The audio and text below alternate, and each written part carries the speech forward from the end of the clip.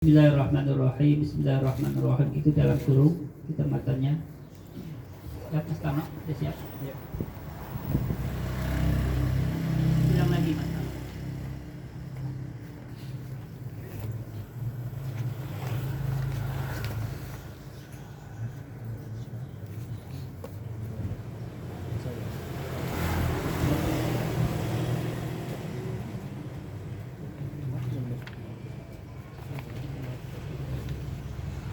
Ya.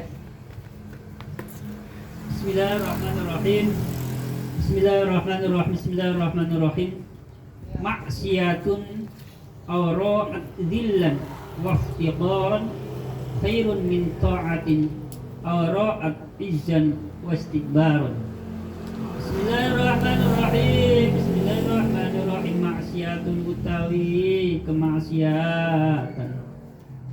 Maksiatun utai kemaksiatan sifate maksiatun oroat kang nekaake opo maksiat nekaake dhillan ing rasa ino waftikoronan rasa butuh. Bismillahirrahmanirrahim. Waftikoronan rasa butuh iku khairun lebih bagus min ta'atin tinimbang ta'at. Lebih bagus min ta'atin tinimbang ta'at sifat ta'at oro'at kang bisa nekaake apa ta'at nekaake izan ing keluhuran wastikbaron lan sombong kuji oro saya ulangi ya. Maksiatun awrasat dhillan waftikoran khairun min ta'atin awrasat izzan wastikbaran. Maksiatun utawi kemaksiatan sifate maksiatun awrasat kang nekaake opo maksiat nekaake dhillan ing rasa ino waftikoron lan rasa butuh iku khairun lebih bagus min ta'atin tinimbang ta'at sifat ta'atin arasat kang bisa nekaake apa ta'at bisa nekaake izin ing kemuliaan wastikbaron lan budi. Jadi terjemahnya begini, kemaksiatan yang bisa mendatangkan rasa hina dan rasa butuh itu jauh lebih baik dibandingkan dengan ketaatan yang bisa mendatangkan rasa mulia dan kesombongan.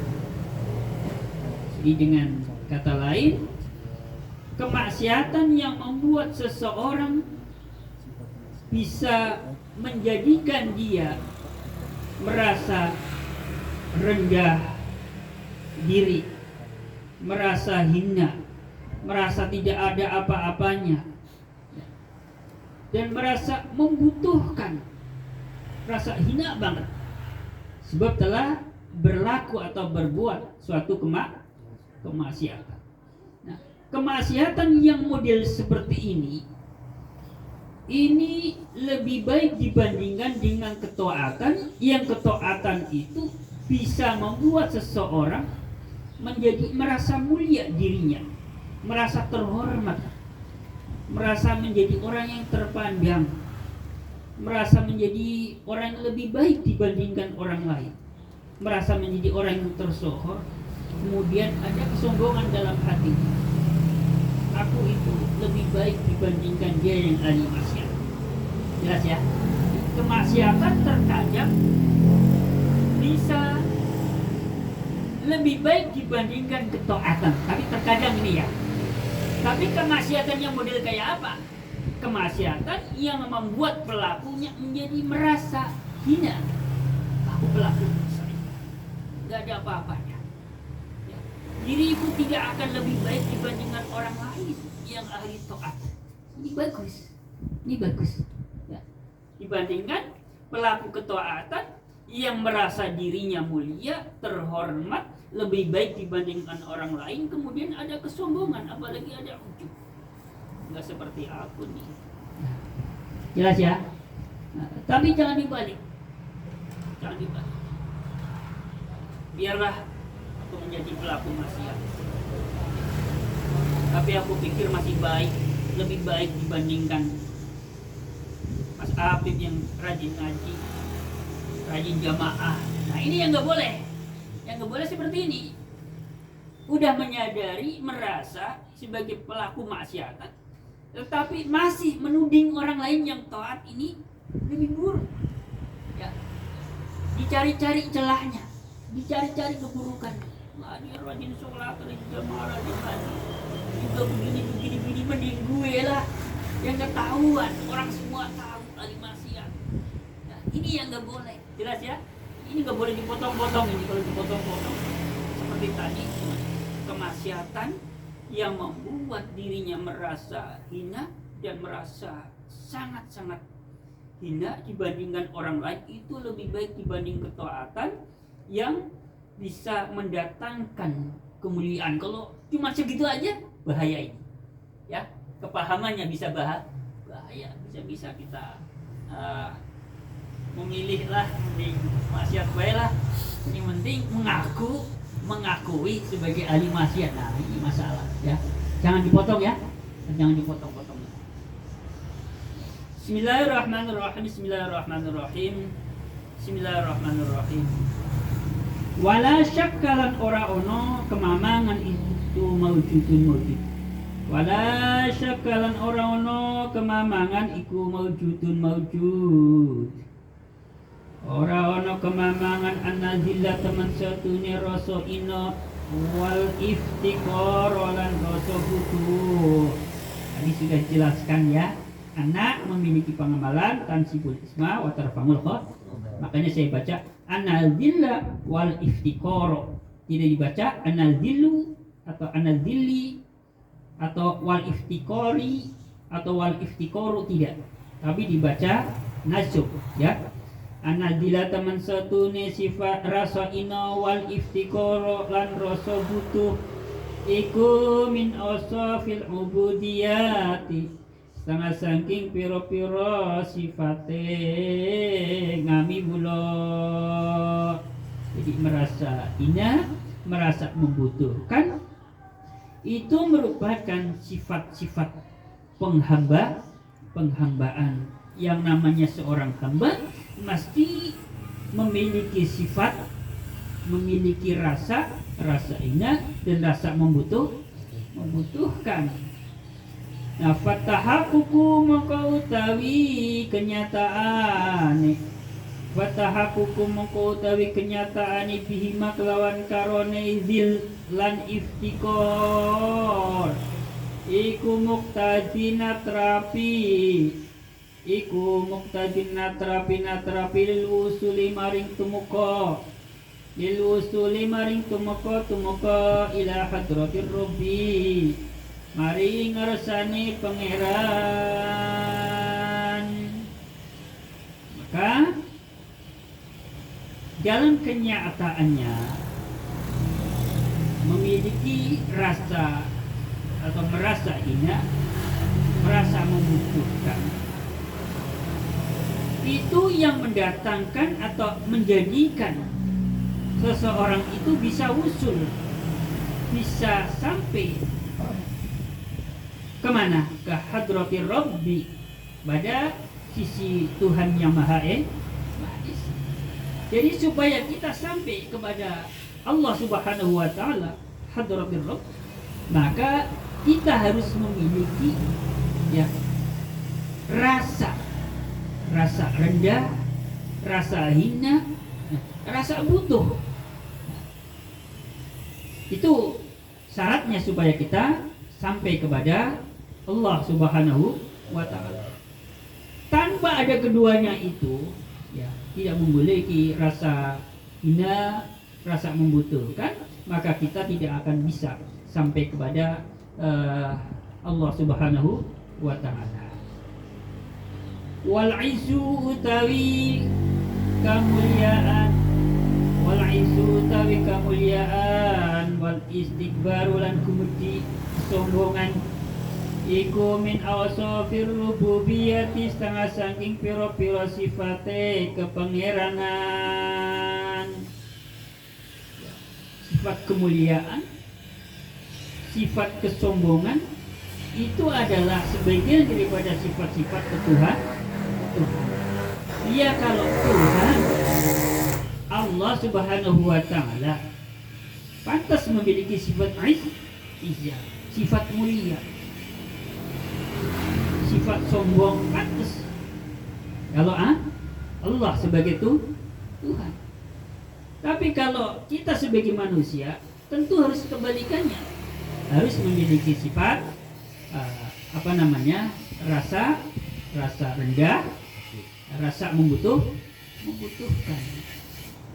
Bismillahirrahmanirrahim. Fattahaqukum mengkotawi kenyataan bihima kelawan karone is dan istikbar iku muktadin natrapi lil khidlani maring ino. Iku muktadin natrapi lil khidlani maring ino wa adamil qabuli lan ora nanane diterimane ngamal. Jadi dalam kenyataannya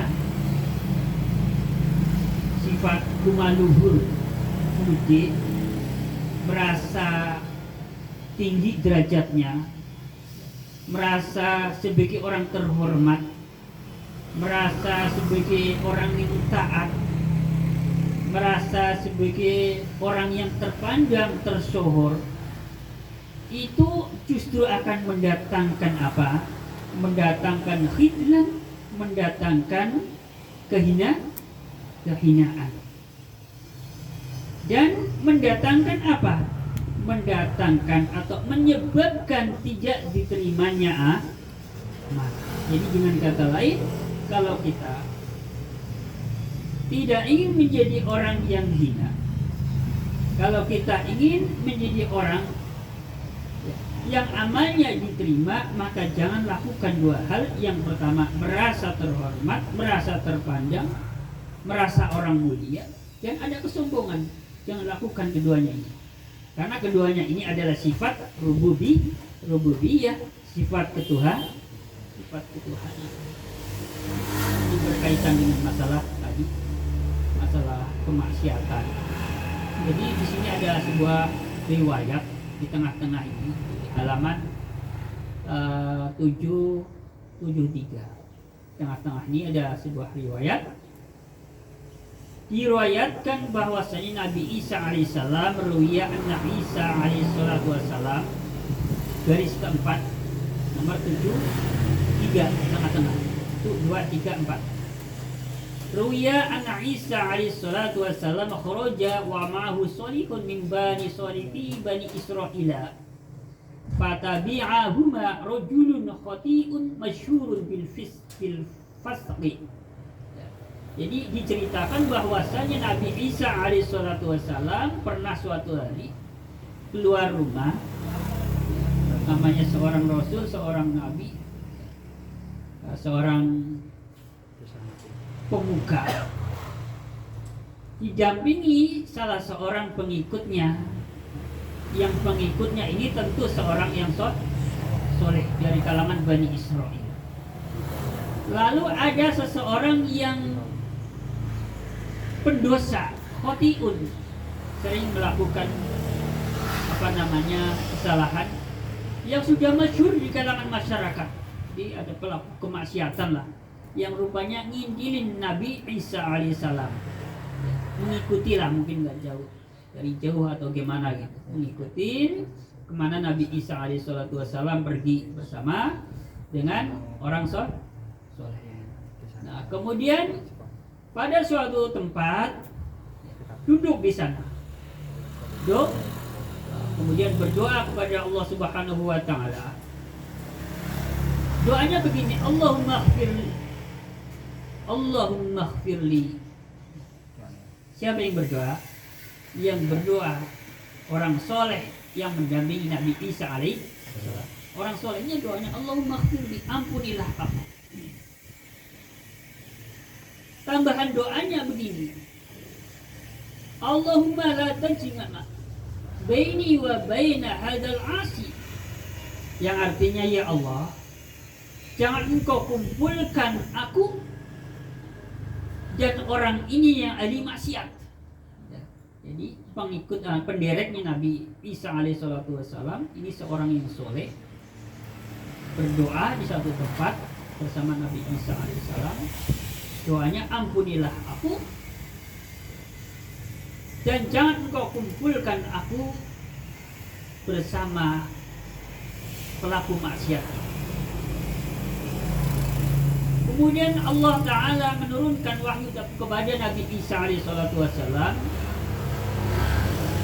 Bunyi wahyunya, ikut istajabtu tunga'ahuma jaminan rojattu dzalika salihah wa ghafartu li dzalikal mujrim. Sungguh aku betul-betul telah mengijabahi doa keduanya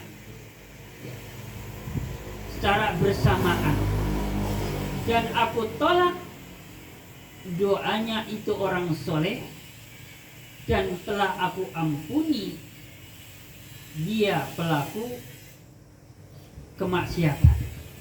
Ya. Jadi gara-gara doanya orang yang soleh ini, rupanya dia merasa lebih baik. Jadi kesimpulannya di dalam doa ini, doanya orang soleh, merasa risih dengan pelaku kemaksiatan, sehingga dia tidak ingin bareng-bareng dengan pelaku kemaksiatan. Terbuktilah tajma baini wa baina hadzal 'asi, ya Allah, jangan kau kumpulkan aku, jangan kau barengkan aku dengan ini pelaku maksiatan. Tapi kenyataannya justru yang diijabah adalah pertama doanya Nabi Isa alaihissalam dan doanya pelaku kemaksiatan. Justru doanya orang yang soleh ini ditolak. Kenapa doanya orang yang soleh ini ditolak? Karena dia merasa lebih baik daripada pelaku kemaksiatan.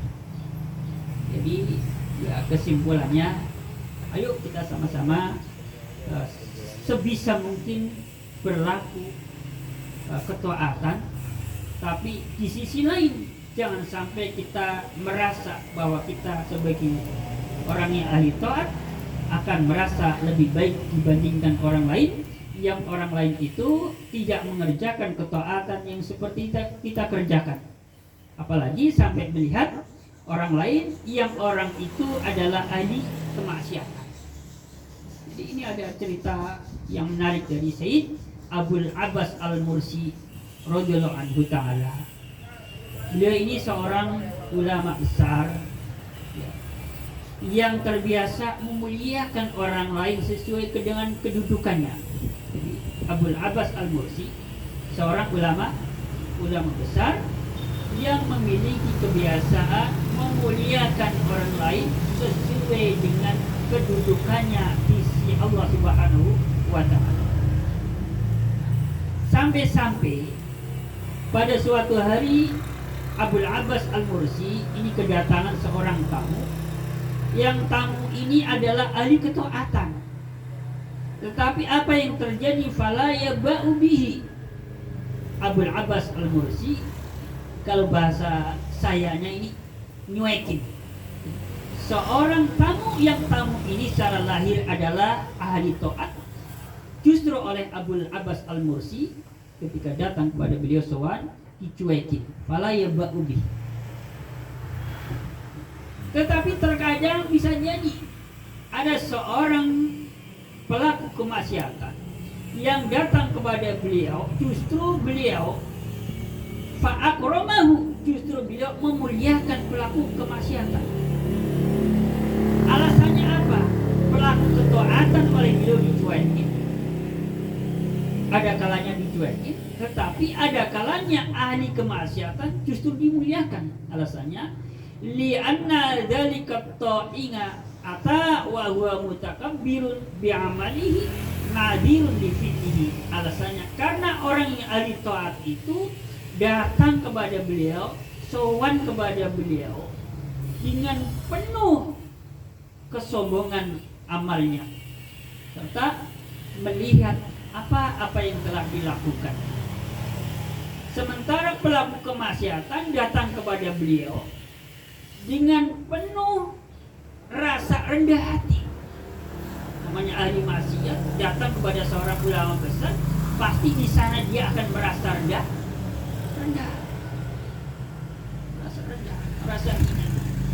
Oleh sebab itu Abul Abbas Al-Mursi justru memuliakan ahli maksiat. Karena apa? Karena di dalam hatinya yang ahli kemaksiatan ini justru merasa dirinya rendah dibandingkan yang ahli taat. Saat datang kepada beliau, kalau bahasa gampangnya ini memamerkan segala amalnya. Makanya ini hati-hati buat santri-santri senior ini. Kalau sowan kepada gurunya, kepada kiainya, jangan sampai merasa ya sebagai santri udah lebih populer dibanding gurunya, dibanding kiainya. Kemudian ketika sowan kepada kiai, nganggep kiainya itu koyo koncone dewek. Hati-hati ya. Saya kadang-kadang melihat yang memperhatikan santri-santri senior yang saya enggak suka ketika datang kepada guru karena sudah menjadi tokoh ya di tengah-tengah masyarakat, menjadi orang yang masyhur terpandang. Kadang-kadang sowan kepada guru itu kadang-kadang saya melihat kok kesannya kayak nganggep konco bae. Kalau saya nggak mau, jadi saya punya prinsip mau seperti apa pun posisi saya tetap di hadapan guru, tetap menjadi santri yang dulu ketika pertama kali datang ke pesantren. Ketika pertama kali datang ke pesantren, kan posisi gampangnya nol besar, nggak punya apa-apa, nggak tahu apa-apa. Mestinya biarpun sekarang sudah menjadi alumni, sudah bermasyarakat, bahkan sebagian ada yang memiliki jamaah santri yang begitu banyak diundang sana sini. Ketika datang kepada gurunya, mesti harus posisinya memposisikan sebagai santri yang dulu, bukan santri yang sekarang sudah menjadi pemuka masyarakat. Harusnya etikanya, adabnya santri. Jadi cobaan santri yang masyhur, cobaan santri yang bisa berkembang ilmunya, bisa bermasyarakat di tengah-tengah masyarakat, memiliki jamaah, memiliki santri, ya. Cobanya adalah itu, menurut saya. Cobanya kadang-kadang di hadapan guru kurang bisa berlaku rendah hati. Kadang-kadang bisa jadi ngerasa udah setara dengan gurunya, ya. Apalagi kalau gurunya yang biasa-biasa aja, ya, bukan orang-orang yang istilahnya masyhur, bukan orang-orang yang kalau bahasa sekarangnya viral di YouTube, di sosmed, ya. Itu hati-hati, ya. Ini harus kita jaga. Kita sebagai santri jangan sampai pernah merasa lebih hebat dari gurunya, sekalipun bisa jadi ya, santri atau murid itu akan lebih pintar kepada guru. Bisa jadi, ya, karena santrinya ilmunya berkembang. Tapi jangan lupa bahwa berkembangnya ilmunya santri ilmu yang berkahnya khidmat kepada guru. Nah, jadi muter-muternya kayak gitu.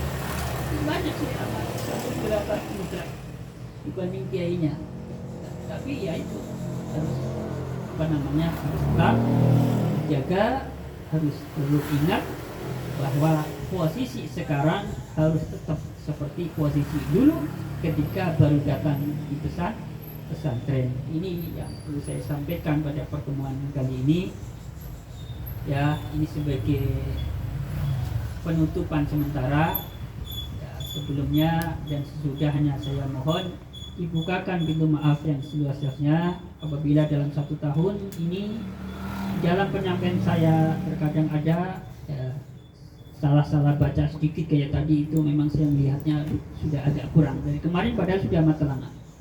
Ini hamzah apa asa atau apa kok nggak jelas ceknya ya. Untung ada Ustaz Hanafi ya, terima kasih ya. Jadi memang harus ada yang begitu yang berani. Kalau memang hurufnya, tulisannya itu salah, tolong sampaikan saja. Saya merasa berterima kasih. Itu dari satu sisi. Sisi lain mungkin dalam penyampaian saya ada yang kurang sopan, kurang berkenan, dan bisa jadi menyinggung perasaan saudara-saudaraku, juga mohon bukakan pintu maaf ya jelas-jelasnya. Begitu juga di dalam penjelasan saya mungkin ada yang belum begitu gamblang, belum begitu jelas, masih menyisakan pertanyaan-pertanyaan ya. Sebab apa? Sebab dalam penyampaiannya belum gamblang. Juga saya mohon dibukakan pintu maaf yang sudah sempurna. Itu artinya disitulah letak keterbatasan saya.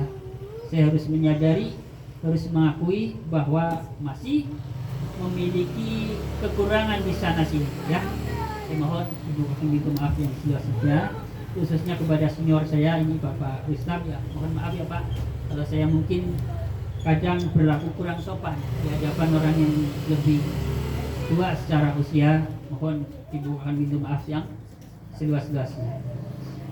Akhirul qauli billahi taufiq wa hidayah wa ridho minaya. Assalamualaikum warahmatullahi wabarakatuh. Waalaikumsalam.